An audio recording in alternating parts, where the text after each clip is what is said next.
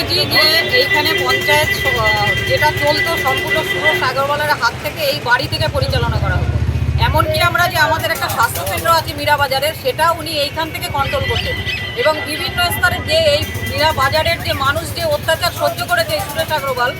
যা মানুষের ওপরে করেছে এবং মানুষের প্রয়োজনীয় জিনিস, মানুষের প্রাপ্য জিনিস তাদেরকে দেয়নি, তার বাড়িতে স্টোর করে রেখেছে। ওনার আরও একটা বাড়ি আছে এখানে, লালবাড়ি নামে আমাদের খ্যাত আর কি, সেই বাড়িতে ওনার আমাদেরই সরকারি সামগ্রী প্রচুর পরিমাণে জমা আছে এবং আমরা সেই বাড়িটাও সার্চ করবো পরবর্তীতে।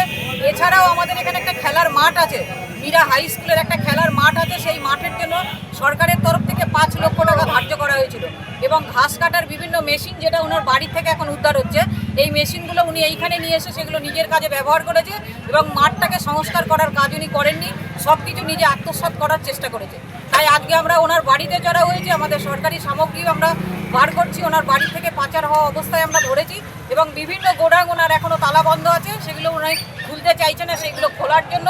আমরা থানাতে রিপোর্ট করে সেখান থেকে পারমিশন নিয়ে এসে আমরা খোলার ব্যবস্থা করছি।